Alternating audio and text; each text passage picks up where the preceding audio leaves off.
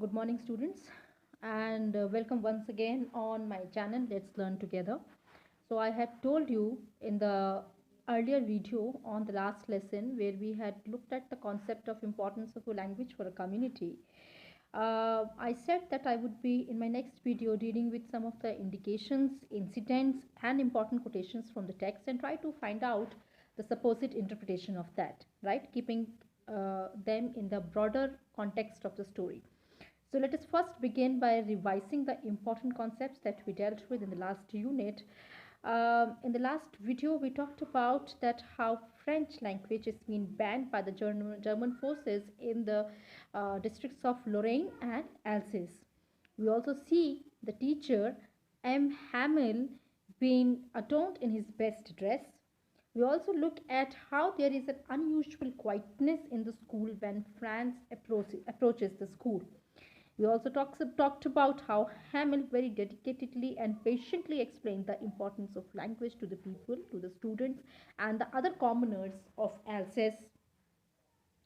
Then, after listening to the fact that it is going to be the last lesson by Mr. M. Hamill, Franz realizes that it was going to be a big loss for them, and there is a sudden change in his views regarding the respect that he should have had for his own language. And it is also evident after reading the story that learning language is very important source of one's own existence. Okay, there is one point which has been very continuously harped upon by Hamill, the teacher, that there has been this constant issue of delaying or postponement of learning, which has actually pushed them into this particular situation where they are standing today, and where they find that a foreign power is ready to dominate them. Now, after this, let us very quickly begin looking at the important incidents and the important indications which we see in the story, and also at some of the important quotations in the text. Let us see how is it that these incidents and the quotations help us to understand the story better. Okay, if you look at the story, the first paragraph itself, Franz notices the warmth and the brightness of the day, which he finds more interesting than the supposed lesson on the French participle. Okay, so right in the first paragraph itself, when Franz leaves the home towards the school, he looks at the days which is very bright and which is very warm, and he finds that more interesting and inviting than going to his French participles classes. Now, this is one very basic indication.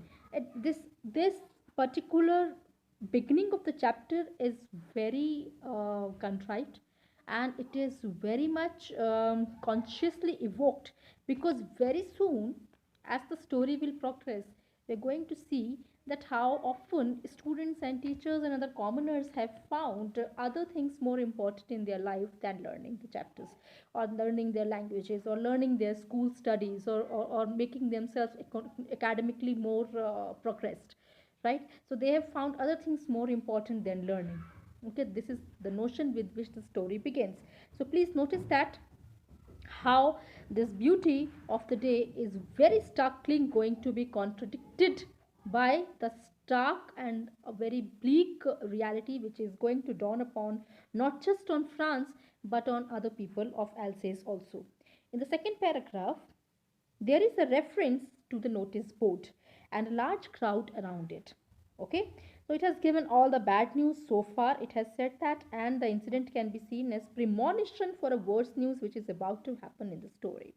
So as he is moving towards the school, and he is very much in a hurry to move to the school, he finds that there is a notice board, a bulletin board actually, from where all the bad news have come, which means that the war has been taking place for quite some time, and all the news of the war and their country losing against their opponent, all those news have been coming from the same bulletin board, and it has hardly given any good news to them. It has always been a source of bad news.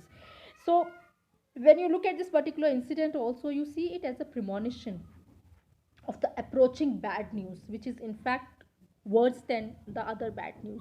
It is not just about losing their position in war. It is not just about losing against their opponent, but it is also about a forever loss of their language, because now the new country will not allow them to read or write or speak in their own language. Okay, so this bad news or this reference to the bulletin board has important implications. Please understand how the author is slowly and steadily preparing the reader to understand what is it that going to come in the story further, right? Similarly, when Franz approaches the school premises, he finds a very unusual quietness in the premises of the school, which is very much, as I told, unusual, which is very much unexpected from a school. There is generally environment of hustle and bustle that keeps on going in the school, as the students and the teachers will keep on making noises, but that day is different. Okay, so just to add to the meaning of the difference, there is this unusual quietness which has been shown in the story, which is actually preparing not just the character friends for facing a different news or for facing a different set of realities, but it is also preparing this readers to understand that something different is going to happen, something far more harsher is about to happen, right? Then there is another point that you need to pay attention to, is the dress of Hamel. So Hamel is, he is wearing one of his best suits, which he generally wears on special occasions like inspection or result declaration or something like that. So why is it that Hamel is looking different from other days? And the reason is that it is going to be his last day in the school, and it's not just his last day in the school after the 40 years of service in the school teaching system, but it is also the last day on which French will be taught. After that, French will no more be taught and a new language will come over. So that is also used as an indication for the character France, and also for us, the readers, to prepare for a different truth which is going to come up very soon. Then, as the class begins, there is this Hamel's declaration of that the last lesson, that it's going to be the last lesson, and and there is this sudden realization which Franz gets, that he suddenly starts regretting the ignorance that he has shown towards his own language, and he realizes that French French will no more be taught to them, and he has still not learned to write and read it properly. So before, it is as if before learning something, something has been snatched away from him. So before he could actually get even a moderate level of acquaintance with the language will no more be taught to them.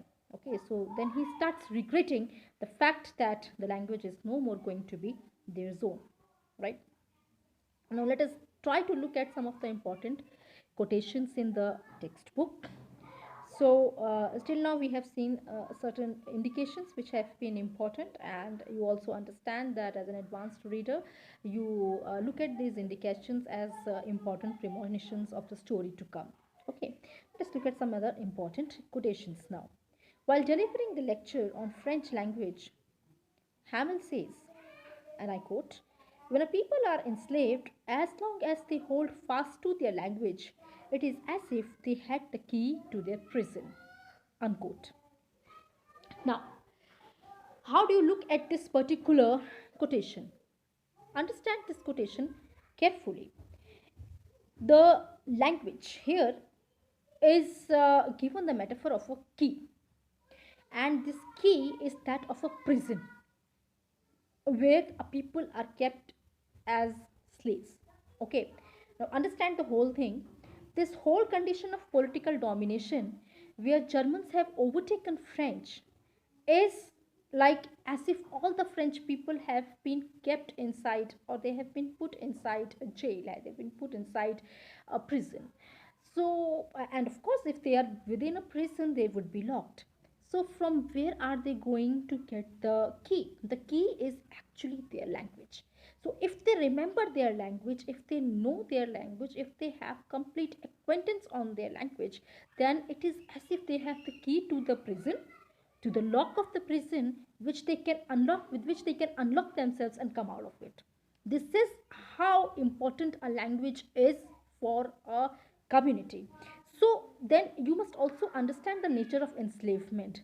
What the author is trying to say is that enslavement is of many types, but largely here in this story, enslavement is of two types. First is physical enslavement, another one is a mental enslavement. Physical enslavement is easier. When I say it is easier, I only mean that physical problems are something, or physical pain is something which moves away with the passage of time. One can overcome it with the passage of time. Mental slaveness is more difficult and it is more far fetched. How? Let us understand. Because the one regains the idea of his or her own identity only through the ideas that are created in the mind. So today, if somebody feels themselves to be an Indian or French for that matter, they need to know something Frenchness about their own existence. This has to be something more French about their own existence. For example, if you go to the country, they will post about their music, they will talk about the culture, they will talk about the artistic culture that they have had, and on the basis of which they have called themselves French. Now if all these things are taken away suddenly, since the language is no more with them, they will not recognize themselves. Not just that, in fact they will start recognizing themselves with a foreign power which is going to be even more worse than the physical enslavement. Therefore a physical enslavement is nothing but a temporary political condition, but a mental enslavement may lead to a lifelong or a generations long enslavement without realizing who they have been. So it is about losing their own ideas of their own present identity, and it is also about developing their new identities based on somebody else's culture. It means that one community is forced to surrender themselves before another and is forced to take upon their identity, follow their ideas, their culture, their history, their traditions, and then to reframe their identity, which is like living a life or killing the existence of a community or of a people or of a society. Therefore, he says that language is as important as blood and veins in your body. It is as important as breathing is for existence. Hence, language, you must understand, is being compared with the key to the prison within which they have been kept. So, as far as they remember about their language, as far as they know about their language, as far as they are in touch with their history, they will continue to remember them. The minute their language is taken from them, and the generation which will not remember what their traditions have been, they will not understand, they will not realize who they have been. And therefore, you can imagine that in history, most of the countries talk about how with how difficulties with how many difficulties they would have got their uh, freedom from the foreign powers, and it is constantly being reminded to us on important days of the years. It could be Independence Day, it could be Republic Day. We are constantly being reminded of the various sacrifices made by the people. Why do you think this has been reminded to us? Because we need to stay in touch with the past, so that we remember on what values our society, Indian society, has been founded upon. And then we when we remember, then we continue, then we sustain our existence on those values. Therefore, language is that important for French community also. Now, if there is no language, if there is no remembrances of the past, definitely there will be no reason for them to fight. And when there will be no reason for them to fight, then there will be no identity at all. Hence, language is important. Then there is another important quotations which most of you have asked me in the group, and that is, and I quote, "Will they make them sing in German? Even the pigeons." Unquote. This quotation has been one of the thoughts of Franz when he is sitting in the class and he realizes that day is going to be the last day of them as French students. So, when you look at this particular quotation, when you look at this particular line, you find that that France is trying to understand the depth of domination. He is trying to, because he is apprehensive about what will happen when German will overtake them, and French will no more be their language. What will happen? Interestingly, this this particular quotation tells you about language. It talks to you about the nature of language, which is not just communicative.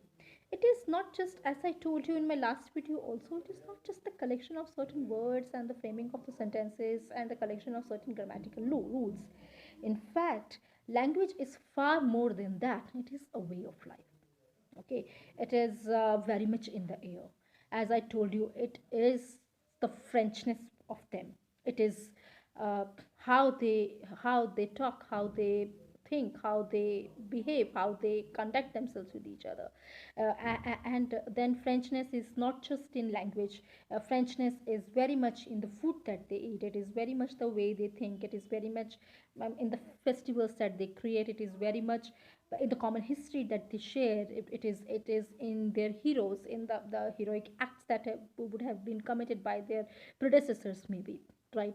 So if think about from a point of view of a 13 or a 14-year-old boy who has just been told that this language will no more be their national language. He's just confused and apprehensive and try to think that can they make even the pigeons sing in German?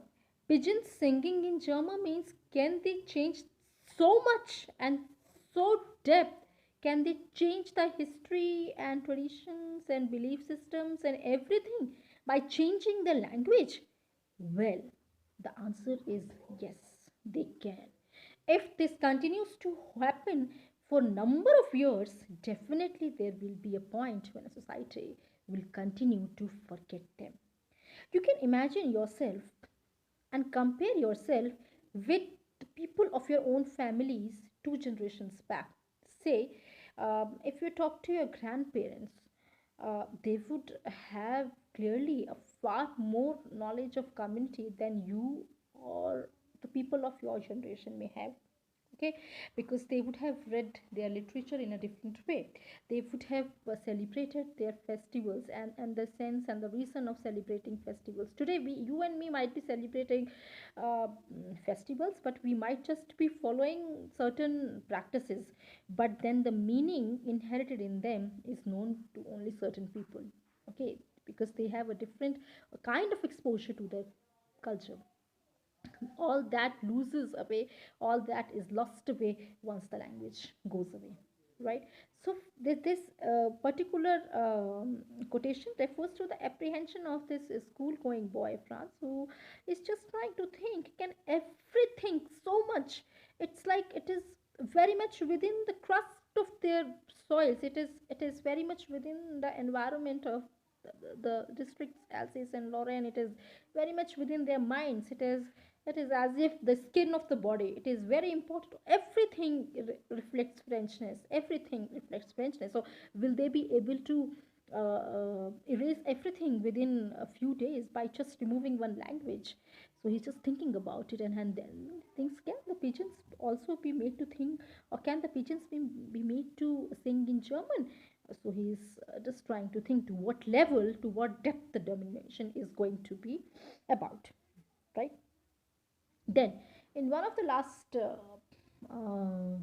group's question answering session, one of you asked me a question on linguistic chauvinism.